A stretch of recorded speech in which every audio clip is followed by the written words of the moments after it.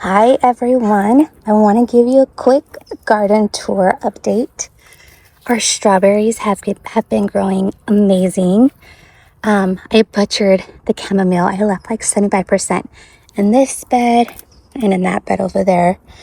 Just because, I don't know if you guys saw my previous episodes, but I tested chamomile in the strawberry bed and it's been amazing.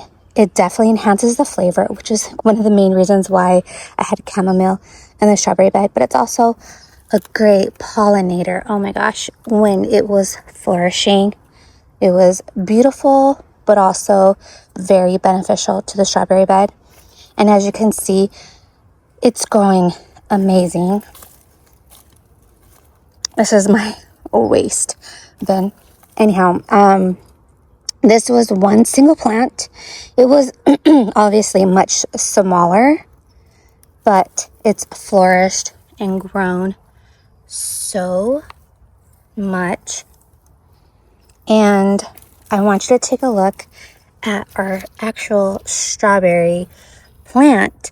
So I did a combination in both beds of bare root style and then where it was literally kind of like when you go to a nursery store and it's just the root, kind of like the bare root fruit trees.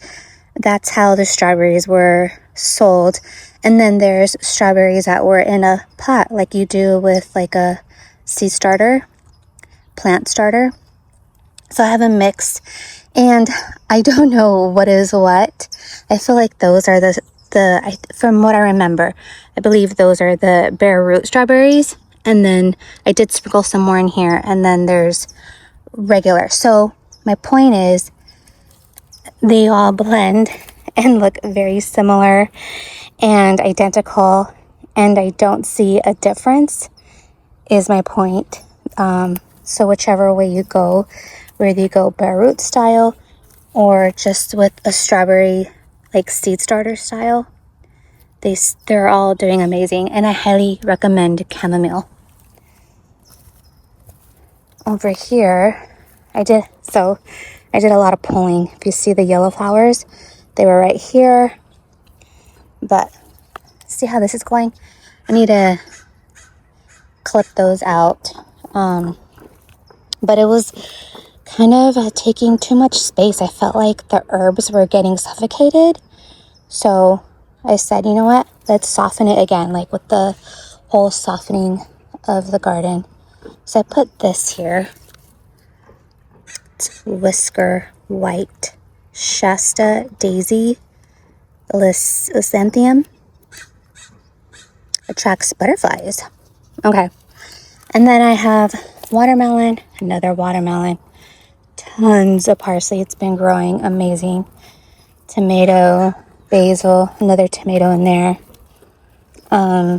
Look at this. I put this dahlia over the weekend there. I need to pull that one out. The tomatoes growing amazing.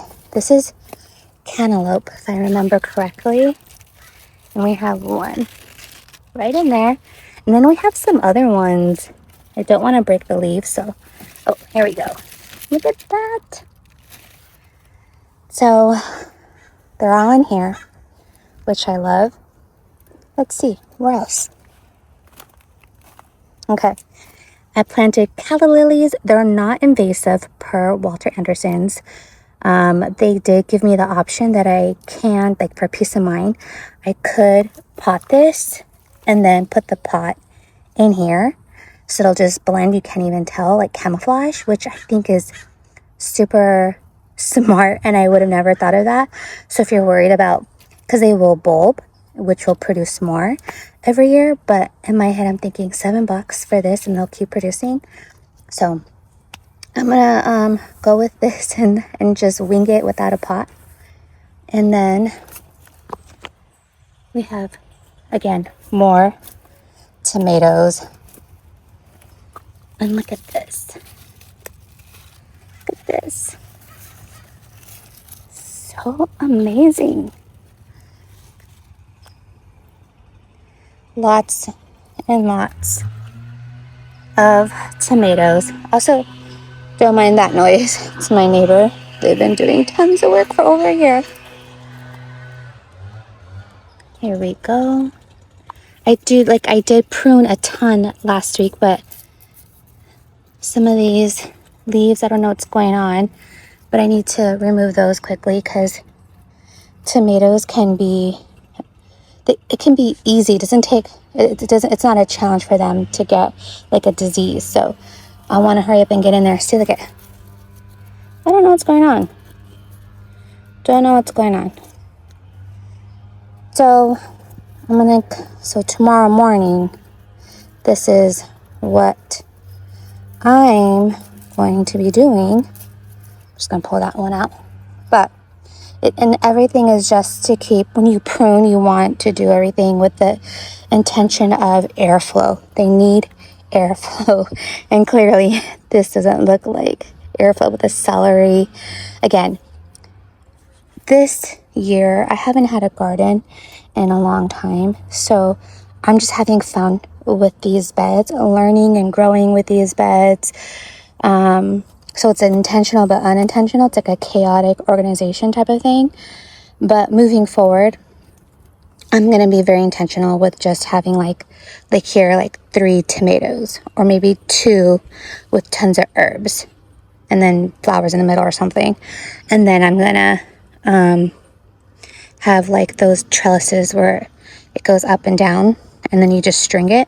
Or I can do the pull. I really love the pull way of doing tomatoes, like this one.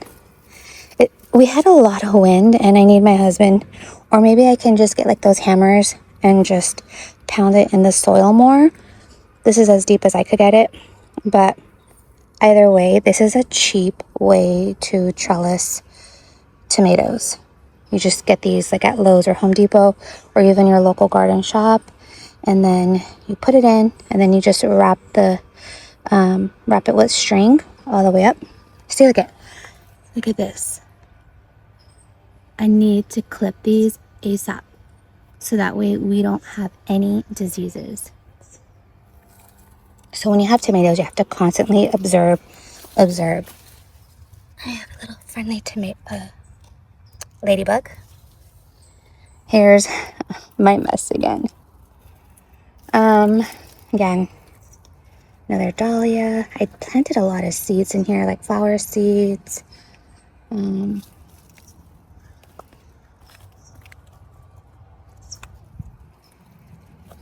This plant has given me a lot of cucumbers already.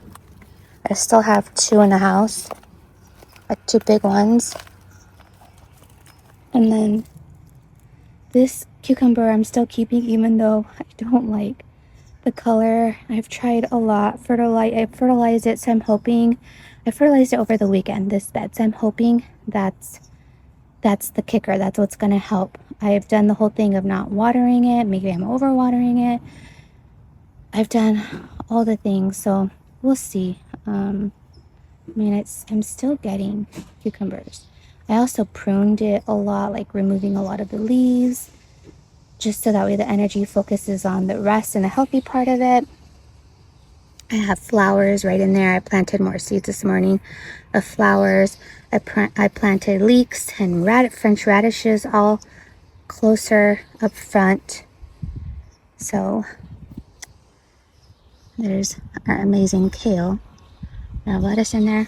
But yeah, that's about it. Have a great day.